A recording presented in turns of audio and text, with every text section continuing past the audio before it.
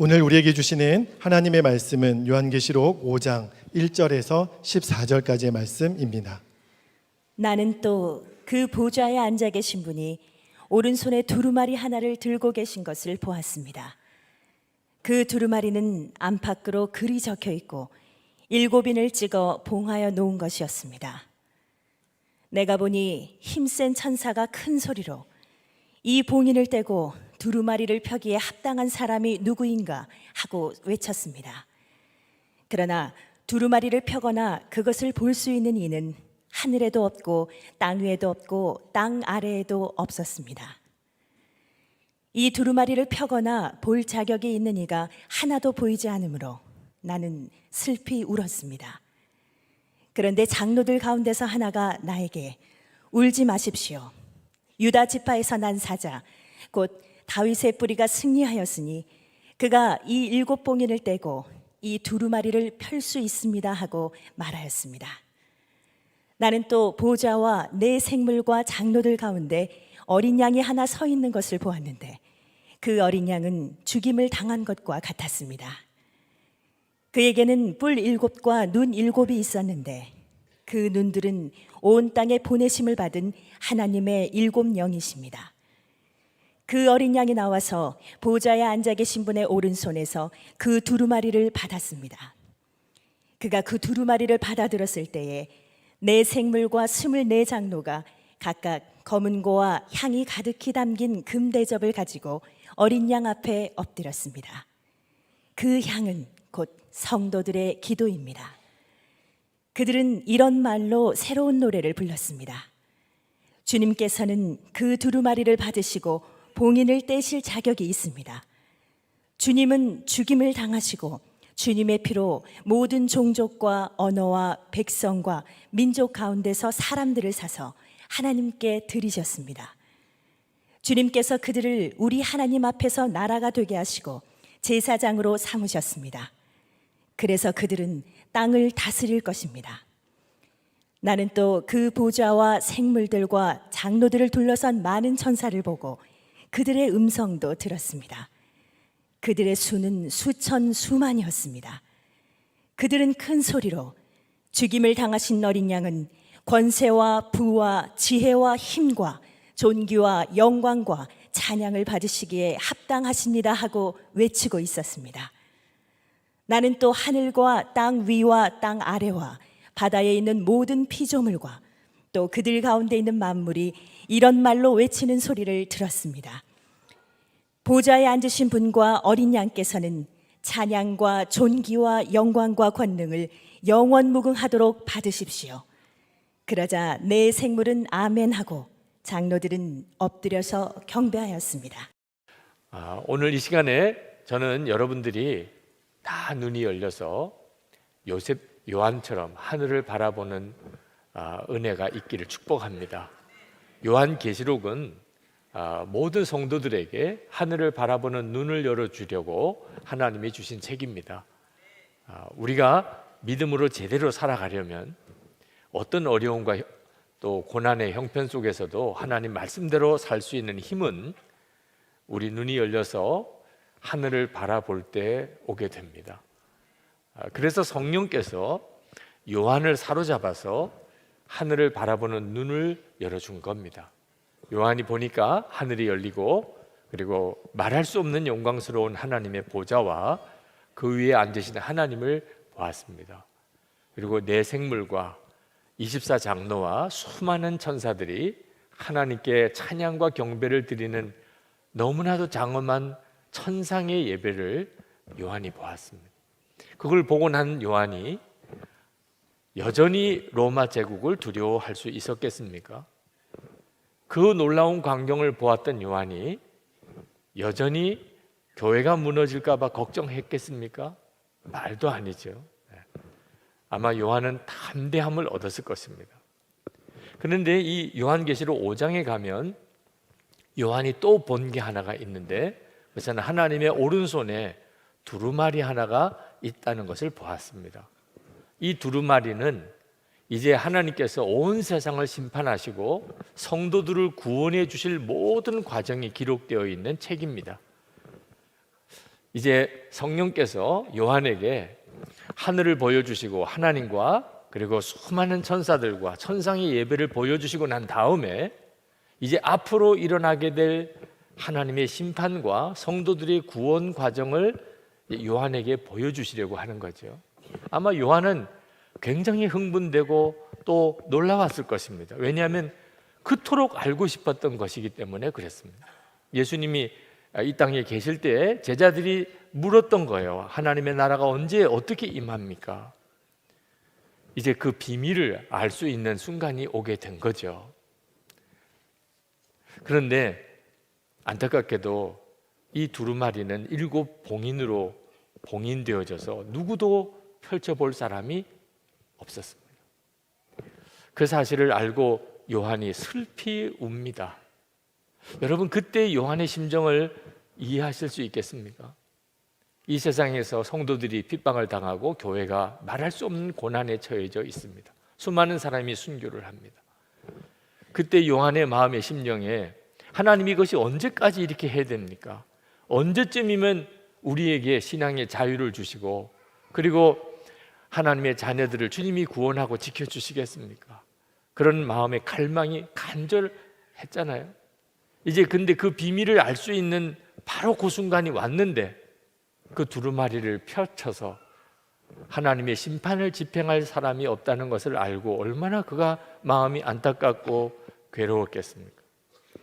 그때 24 장로 중에 한 장로가 요한에게 슬퍼하지 마라, 울지 마라.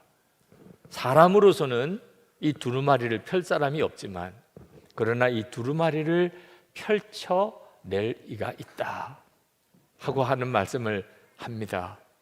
그때 요한이 다시 한번 눈을 들어 보니까 하나님의 보좌 앞에 어린 양이 있음을 보았다고 그랬습니다. 그 어린 양을 보는 순간에 요한은 그분이 예수님이신 것을 금방 알았습니다. 왜냐하면 십자가에서 죽임을 당하실 때 그때 가졌던 고난의 흔적을 그대로 가지고 계셨기 때문에 6절에서는 이렇게 말합니다. 그 어린 양은 죽임을 당한 것과 같았습니다. 이스라엘 백성들은 어린 양 하면은 떠오르는 이미지가 있습니다. 그저 우리들은 그저 착하고 또 귀엽고 연약한 그런 존재처럼 어린 양 하면 그렇게 연상이 되지만 이스라엘 백성들에게 어린 양은 속죄의 제물이라는 이미지가 있습니다. 이스라엘 백성이 출애굽할 때 온 애굽에 장자가 죽는 재앙을 내리게 되는 마지막 재앙 때 하나님께서 이스라엘 백성들에게는 양을 잡아 그 피를 흘려서 문 임방과 설주에 바르라. 피칠이 되어져 있는 어린 양의 피칠이 되어져 있는 그 집은 죽음의 천사가 지나가게 됐습니다. 그래서 이스라엘 백성들에게는 구원이 임했던 것입니다. 레위기 4장 24절에 보면 하나님의 백성들이 죄를 범하게 되었을 때 하나님의 속죄 제사를 하는 방법을 가르쳐 주셨습니다. 죄 지은 자가 어린 양 한 마리를 데리고 오면 그 어린 양의 손을 얹고 자기 죄를 그 어린 양에게 다 전가시키고 그리고 제사장 앞에서 그 어린 양의 목을 따서 피를 쏟고 그렇게 죽은 어린 양을 번제로 하나님께 올려 바치면 그러면 하나님께서 그 사람의 죄를 사하시겠다고 하셨습니다. 어린 양은 속죄 제물입니다. 근데 예수님께서 우리를 위해서 그렇게 하셨습니다. 우리의 죄를 예수님이 대신 지시고 예수님이 십자가에 죽으셨습니다. 이것은 그대로 어린 양인 것입니다. 그래서 세례 요한이 예수님을 처음 봤을 때 성령의 감동으로 그가 이렇게 고백을 합니다. 보라, 세상 죄를 지고 가는 하나님의 어린 양이로다. 예수님이 어린 양이라고 그렇게 일컬어지는 겁니다. 어린 양을 보았던 것은 곧 예수님을 본 거죠. 그런데 왜 꼭 어린 양이어야 하는가 하는 질문은 생길 수 있습니다. 이미 예수님은 십자가에 죽으셨다가 다시 부활하셨습니다. 이제는 영광의 몸을 가지셨습니다. 만왕의 왕이 되셨습니다. 그런데 왜 십자가에 죽으셨던 그 어린 양의 이미지로 예수님을 꼭 보아야 하는가 하는 그 답은 십자가가 복음의 영원한 핵심이기 때문에 그렇습니다. 예수님, 언제나 십자가에 죽으신 예수님의 이미지를 가지고 계십니다. 예수님이 부활하시고 난 다음에 제자들에게 나타나셨을 때 제자들은 처음에는 예수님을 알아보지 못했습니다. 너무 모습이 영광스럽게 바뀌었기 때문입니다. 그럼에도 불구하고 그때 예수님께는 십자가의 흔적이 있었습니다. 손에 못자국이 있었고 옆구리에 창자국이 있었습니다. 그래서 도마에게 내 손으로 만져보라고 했지 않습니까? 우리가 예수님을 재림에 오실 때 또 천국에 가서 우리가 예수님을 다 만나게 되겠지만 우리는 이분이 예수님이구나 금방 알 수 있을 것입니다. 왜냐하면 그분에게 십자가 고난의 흔적이 있기 때문입니다. 정말 주옥 같은 찬양곡을 많이 작사했던 화니 크로스비라고 하는 맹인 작사가가 있습니다. 그분이 찬송가 240장을 작사했는데 그 가사가 이렇습니다. 주가 맡긴 모든 역사 힘을 다해 마치고 밝고 밝은 그 아침을 맞을 때 요단강을 건너가서 주의 손을 붙잡고 기쁨으로 주의 얼굴 배우리. 나의 주를 내가 그의 곁에 서서 배우며 나의 주를 손에 못자국을 보아 알겠네. 정말 가슴이 찡한 감동이 있는 가사입니다. 우리가 주님 앞에 섰을 때 그분이 주님이신 것을 어떻게 알지요? 손에 못자국을 보아 알겠네. 그래서 예수님은 지금도 어린 양이신 것입니다. 7절 말씀에 보면 하나님께서 어린 양에게 두루마리를 넘겨주십니다. 그 말은 이제 온 세상의 심판의 권세를 그 어린 양 예수님에게 주셨다는 의미입니다. 예수님께서 그 두루마리를 받으셨을 때 네 생물과 24장로가 예수님 앞에 엎드려서 경배하는데 검은고와 향을 담은 금 대접을 가지고 예수님 앞에 엎드렸다고 그랬습니다. 근데 이 향이 뭐냐면 성도의 기도라고 했습니다. 8절 하반절에 보면 그 향은 곧 성도들의 기도입니다. 여러분, 우리 예수 믿는 사람들이 세상에 사는 동안 사람들로부터 무시당하기도 하고 때때로는 따돌림도 당하고 어떤 때는 핍박을 당하지만 성도들의 기도는 하나님 앞에서 금대접에 담겨질 정도로 존귀하게 여김을 받는다는 사실을 잊으시면 안 됩니다. 우리들의 기도를 통하여 하나님의 역사가 이루어지는 것입니다.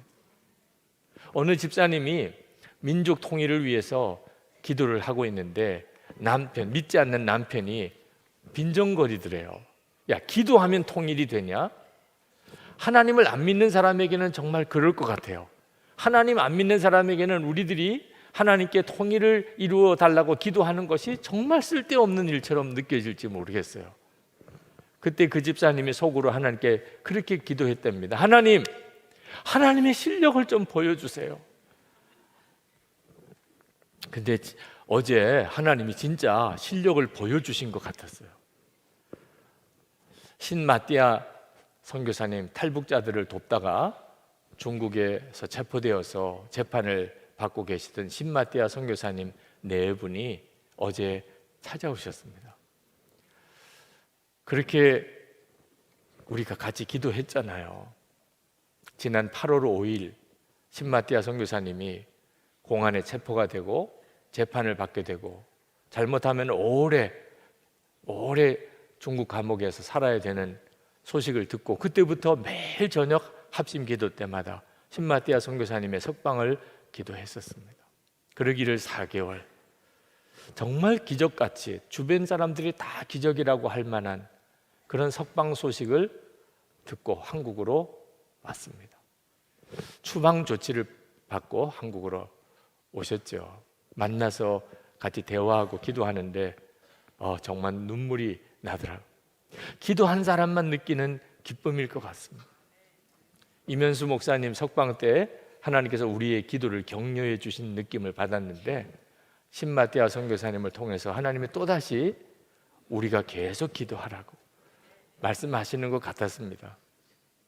성도들의 기도는 존귀한 것입니다. 예수님께서 두루마리를 이렇게 받으시자 내 생물과 24장로가 찬양을 드립니다. 새 노래로 하나님을, 주님을 찬양했습니다. 그러자 수천과 수만의 천사들이 크게 외치면서 또 주 예수님을 찬양했습니다. 그리고 이어서 이 세상에 있는 모든 피조물도 소리를 다하여 찬양했다고 9절부터 13절까지 말씀하고 있습니다. 그 장면을 기록하는 요한은 얼마나 가슴이 떨렸을까? 어린 양 예수님에게 들려지는 그 찬양을, 가사 하나하나를 기록한 요한의 가슴은 얼마나 황홀했을까? 여러분, 어린 양 예수 잊으시면 안 됩니다. 이건 너무나도 황홀한 이름입니다. 우리가 어린 양 예수를 바라보게 된다면 우리의 삶 속에 어떤 어려움과 고통과 또 시련이 있다 하더라도 우리는 능히 일어날 수 있습니다. 주님을 바라보는, 어린 양 예수님을 바라보는 눈이 열리고 나면 모든 질문은 다 사라집니다. 충분합니다, 하나님. 다 알겠습니다, 하나님. 어떤 처지와 어려움과 답답함이 있었다 하더라도 완전한 답을 얻게 됩니다. 도대체 그러면 어떻게 어린 양 예수님을 우리가 볼 수 있습니까? 요한은 하늘에 올라가서 거기서 어린 양 예수님을 보았습니다. 우리는 지금 이곳에서도 동일하게 어린 양 예수님을 봅니다. 십자가입니다. 십자가. 여러분, 십자가 보는 것을 절대로 작게 여기시면 안 됩니다. 십자가는 때때로 많은 사람들에게 그저 구원의 교리 정도를 이해시켜주는 그런 의미로 받아들이는 경향이 있습니다. 예수님이 저기서 죽으셨고 그래서 내 모든 죄가 사함 받은 거지. 구원의 복음을 십자가를 통해서 우리가 이해합니다. 그런데 요한은 하늘에서 어린 양을 보았습니다. 어린 양을 보았다는 말은 한 인격이신 예수 그리스도를 말하는 겁니다. 그저 구원의 교리 정도가 아니고 복음 그 자체이신 예수님을 보았다는 거예요. 그러므로 오늘 이 시간에 우리가 십자가를 볼 때 그저 구원의 복음의 교리 정도로만, 그것도 대단히 중요한 일이긴 합니다. 그러나 그 정도로 그치면 안 된다는 겁니다. 우리는 십자가에서 십자가의 예수님, 어린 양이신 그 예수님을 보는 눈이 뜨여야 합니다. 지금 우리 한국 하늘에는 십자가가 가득 있습니다. 그건 단순히 여기가 교회라고 하는 표시로만 받아들이면 안 됩니다. 저기도 교회가 있나 봐, 저기도 교회가 있나 봐. 이 한국 하늘에 십자가가 이렇게 가득 있는 것은 하나님께서 우리들에게, 한국에 있는 모든 사람들에게 하나님은 너를 용서한다, 하나님은 너를 사랑한다 하는 하나님의 외침입니다. 우리는 십자가를 통해서 우리를 위해 대신 십자가에서 죽으신 어린 양 예수님을 만나는 겁니다.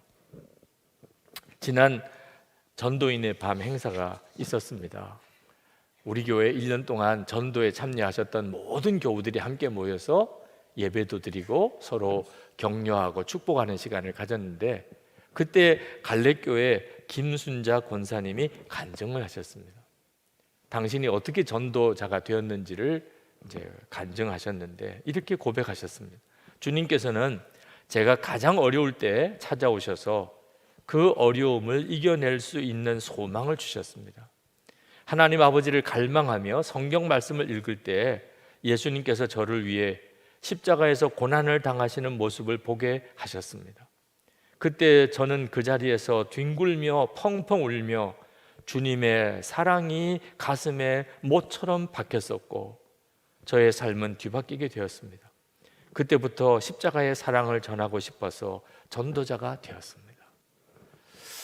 십자가를 바라보면서 성령이 감동하시면, 그러면 거기서 나를 향한 하나님의 사랑을 봅니다. 지금 우리는 참 기가 막힌 은혜 가운데 살고 있습니다. 곳곳에 세워져 있는 십자가를 통해서 우리는 내가 너를 용서한다, 내가 너를 사랑한다 하는 하나님의 우렁찬 음성을 듣고 있는 것입니다. 최근에 출간된 예수라는 제목의 책이 있는데 팀 켈러 목사님의 성탄설교 모음집입니다. 근데 그 책 속에서 팀 켈러 목사님이 당신이 처음 목회를 나갔을 때 버지니아주의 어느 작은 마을에 목회를 시작하였을 때 전도했던 어느 여인 이야기를 하셨습니다. 그 마을 사람들의 수준에는 잘 안 맞는 아주 가난하고 아주 우울한 삶을 사는 여인이 있었는데 그는 아주 품행이 안 좋았던 여자고 지금 한 아이를 데리고 홀로 살고 있는 그런 처지였습니다. 사람들은 그 여인을 손가락질하고 있었습니다. 그 여인을 찾아가서 전도를 했습니다. 예수 그리스도를 전했고 그는 기쁨으로 예수님을 영접했습니다. 그런데 일주일 뒤에 찾아갔더니 울고 있었습니다. 왜 우느냐고 그랬더니 내가 언니에게 전화해서 내가 예수님을 믿었다고 그랬더니 언니가 빈정거렸다는 거예요. 언니가 그러는 거예요. 그게 무슨 소리야? 그 목사가 하는 말이 평생을 너처럼 미련하고 부도덕한 짓만 저지른 사람도 죽기 5분 전에 회개하고 예수만 믿으면 그냥 구원받는다는 거야? 정말 착하게 살지 않아도 천국에 간다고? 절대로 못 믿어. 정신 차려. 너도 절대로 믿어서는 안 돼. 언니의 말을 듣고 그만 낙심이 돼버렸어. 그렇지, 나 같은 자가 어떻게 하나님의 딸이 되고 구원받을 수 있겠어. 그 언니는 아무 자격도 없는 사람, 정말 죄밖에는 지은 게 없는 것 같은 그런 사람이 하나님이 사랑하시고 그래서 그에게 구원의 문을 열어주셨다는 이 복음은 도무지 신뢰할 수도 없고 너무 위험하고 어리석은 것이라고 생각하고 있었어요. 목사님이 낙심해서 울고 있는 그 여자에게 성경을 읽어주었습니다. 성경을 읽어보니까 목사님이 전해주었던 복음이 맞아요. 자기는 도무지 믿을 수가 없는, 언니는 정말 더 믿지 못하는, 주님은 나처럼 지극히 작고 연약하고 그리고 죄 많은 그런 자를 구원하시려고 이 땅에 오신 구주이시구나. 말씀에 분명히 나와 있는 거예요. 그래서 다시 기쁨을 회복했다는 그런 이야기를 책에서 쓰셨습니다. 여러분, 예수님의 십자가, 어린 양 예수님, 우리를 향한 하나님의 용서의 선언입니다. 하나님이 나를 사랑하신다는 확증입니다. 우리가 전에는 돌아갈 곳이 없었어요. 실패했을 때 어디로 가지요? 낭망했을 때, 너무 슬플 때 갈 데가 없었어요. 근데 이제는 예수님 안에서 우리는 갈 데가 있어요. 십자가입니다. 내가 실패했을 때 돌아갈 곳이 있어요. 십자가예요. 내가 너무 슬플 때, 내가 너무 좌절했을 때, 사람들이 다 나를 손가락질할 때, 그때도 우리는 어린 양 예수님에게로 갈 수 있습니다. 그리고 가야 합니다. 왜냐하면 예수님만이 우리를 다시 일으키실 수 있어요. 우리의 모든 죄를 씻으시고 다시 시작하게 해주시고 우리에게 힘을 더하시고 어떤 두려움과 어려움도 능히 이기게 해주시는 것입니다. 여러분, 아주 특별히 맛있는 음식을 맛보았다면 거기에는 그 요리사만이 가지고 있는 특별한 양념이 있습니다. 그러니까 그런 맛이 나는 거예요. 똑같은 재료를 쓴 것 같은데도. 예수를 믿는 우리도 똑같습니다. 왜 어떤 사람에게는 저렇게 은혜가 충만하지요? 왜 저 사람에게는 그렇게 사랑이 많지요? 왜 저 사람은 그렇게 기쁘지요? 왜 저 사람에게는 그렇게 능력이 많은 걸까요? 그 사람에게 있는 남다른 비밀스러운 믿음이 있기 때문입니다. 그 믿음이 뭡니까? 어린 양 예수님을 바라보는 눈이 뜨인 것입니다. 어린 양 예수님을 바라보는 눈이 뜨이고 나면 낙심할 일도 없고 섭섭할 일도 없고 미워할 것도 없고 절망할 것도 없고 기쁨이 충만해지는 것입니다. 제가 참 존경하는 목사님 사모님께서 이혼하시겠다고 보따리를 싸신 적이 있습니다. 그 목사님의 어머니, 그러니까 시어머니와의 관계의 어려움 때문이었습니다. 외아들이신데 목사님이 그 시어머니가 며느리를 연족으로 생각하시는 거예요. 아들을 둘러싸고 두 여인이 대립하는 구조죠. 사모님은 얼마나 힘들었는지 대나무 꽃창이 같이 그렇게 말랐습니다. 도무지 더 살 수가 없을 것 같았어요. 그래서 이혼하자고 보따리를 싼 겁니다. 그런데 목사님의 말 한마디에 그 보따리를 푸셨다는 거예요. 목사님이 이렇게 이야기를 하셨답니다. 당신 힘든 것 다 압니다. 당신이 보따리 싼 것도 충분히 이해합니다. 그런데 내가 당신을 사랑한다는 것은 당신에게 무슨 의미입니까? 내가 당신을 사랑하는 것이 어머니가 당신을 힘들게 하는 것보다 작으면 떠나십시오. 그러나 어머니가 당신을 힘들게 하는 것보다 내가 당신을 사랑하는 것이 더 크다고 생각하거든 보따리를 푸세요. 그 말에 사모님의 눈이 뜨였어요. 도무지 더 못 살 거라고 생각했습니다. 시어머니 때문에 너무 힘들었어요. 근데 그만 남편의 사랑을 잊어버리고 있었던 거죠. 남편의 말을 통해서 남편의 사랑을 기억했어요. 그러고 나니까 그렇게 살 수 없어 보였던 어려움이 아주 작아져 버렸습니다. 여러분, 큰 사랑, 더 큰 사랑을 깨닫고 나면 어려움이 없어집니다. 우리가 그렇게 살고 있잖아요. 더 큰 사랑 때문에 우리가 고난도 시련도 때때로는 오해도 낙심도 다 이겨나잖아요. 근데 우리는요, 더 큰 사랑 정도가 아니고 가장 큰 사랑을 가지고 있는 사람입니다.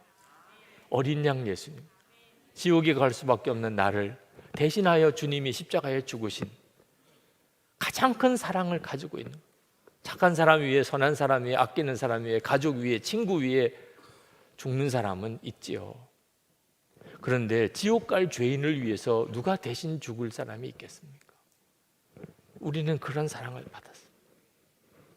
그 사랑의 주님을 그냥 그렇게 사랑하셨다 하는 것만 듣는 것도 감동적이지만 나를 위해서 죽으신 그 주님을 바라본다면 도대체 문제가 될 게 뭐가 있겠습니까? 미 우주 왕복선 콜럼비아호가 지구를 귀환하다가 폭발한 적이 있습니다. 그래서 7명의 우주인이 죽었습니다. 그 중에 릭이라고 하는 우주인이 있었는데 그 아내 에블린의 이야기가 가이드 포스트 커버 스토리에 실렸습니다. 에블린이 이렇게 고백했습니다. 우주 왕복선 콜럼비아호가 폭발하는 순간 내 삶도 하늘에서 송두리째 산산이 조각났다. 엄마, 내 수학 숙제는 누가 도와주나요? 내가 결혼할 때 누가 날 데리고 입장하는 거지요? 하며 울부짖는 딸 아이에게 난 아무런 대답도 하지 못하고 끌어안아만 주었다. 난 지금까지 남편이 없는 미래를 한 번도 상상해 보지 않았다. 처음 경험하는 큰 충격과 절망감이었다. 그런데 그때 내 마음 깊은 곳에서 나지막한 음성이 들려왔다. 인생의 어려운 시절마다 한결같이 위안을 주던 주님의 음성이었다. 주님은 넌 헤쳐나갈 수 있다고 말씀하셨다. 그렇다. 우리 결혼 생활의 중심에는 우리의 사랑보다 더 큰 사랑이 함께하고 있었다. 난 그 큰 사랑, 그 조건 없는 사랑을 언제나 의지해 오지 않았던가. 그 사랑은 내가 울부짖는 순간에도 여전히 나와 함께하고 있었다. 그동안 그분의 사랑이 내 남편과 나를 그리고 내 예쁜 두 아이를 묶어주지 않았는가? 그분이 함께 하신다면 우리는 여전히 그의 사랑 안에서 함께하고 있는 것이다. 그분의 사랑이 끝이 없는 것이기에. 여러분, 이 에블린이 말하는 그 큰 사랑이 뭡니까? 어린 양 예수님이십니다. 여러분, 요한은 하늘에서 어린 양을 보았습니다. 우리는 지금 여기서 십자가를 봅니다. 십자가가 어린 양 예수님이에요. 다 성령의 역사로 보는 것입니다. 여러분, 십자가에서 예수님을 우리가 볼 때마다 하늘이 우리에게서 멀리 있지 않다는 것을 여러분 명심하셔야 돼요. 하늘은 우리에게서 절대 멀리 있지 않아요. 십자가를 통하여 하늘에 있는 그 어린 양 예수님이 우리 눈에 보이는 것입니다. 그래서 하나님의 사랑이 우리 속에 부어지고 우리도 주님을 사랑하는 거예요. 보지도 못한 주님을. 베드로전서 1장 8절에 예수를 너희가 보지 못하였으나 사랑하는도다. 이제도 보지 못하나 믿고 말할 수 없는 영광스러운 즐거움으로 기뻐하니. 그러므로 우리가 예수를 믿는다면 어린 양 예수님을 바라보는 자라는 뜻입니다. 만약에 어린 양 예수님을 바라보지 못하고 있다면 그는 아직까지 예수님을 믿는 사람이 아닙니다. 어린 양 예수님을 바라보게 되면 내 생각도 말도 행동도 다 달라지게 됩니다. 그리고 우리 속에서부터 그 예수님을 향한 찬양이 터져 나옵니다. 이 요한계시록 5장에는 어린 양 예수님을 향한 24장로들과 네 생물의 찬양, 그리고 천천만만의 천사들의 찬양, 온갖 피조물들의 찬양이 여기 기록되어져 있습니다. 그 가사가 기록이 되어져 있어요. 곡조는 모릅니다. 근데 그 가사가 이렇습니다. 9절 10절에 주님께서는 그 두루마리를 받으시고 봉인을 떼실 자격이 있습니다. 주님은 죽임을 당하시고 주님의 피로 모든 종족과 언어와 백성과 민족 가운데서 사람들을 사서 하나님께 드리셨습니다. 주님께서 그들을 우리 하나님 앞에서 나라가 되게 하시고 제사장으로 삼으셨습니다. 그래서 그들은 땅을 다스릴 것입니다. 12절에 죽임을 당하신 어린 양은 권세와 부와 지혜와 힘과 존귀와 영광과 찬양을 받으시기에 합당하십니다. 13절에 보좌에 앉으신 분과 어린 양께서는 찬양과 존귀와 영광과 권능을 영원무궁하도록 받으십시오. 그러자 네 생물이 아멘 하고 외치고 24장로는 엎드려 경배했다고 그랬습니다. 그 곡조까지 들을 수 있으면 얼마나 좋을까요? 그런데 어떤 분이 이 가사에 곡조를 붙여서 찬양곡을 만들었습니다. 그게 진짜 그 곡인지는 천국 가서 확인해 봐야 하겠습니다만 그 곡조에라도 우리가 함께 찬양했으면 좋겠습니다. 이 시간에 우리의 찬양을 받으시고 영광 받으실 분은 주님이십니다. 여러분 다 자리에 일어나셔서 우리 죽임 당하신 어린 양 그 찬양을 부르시겠습니다.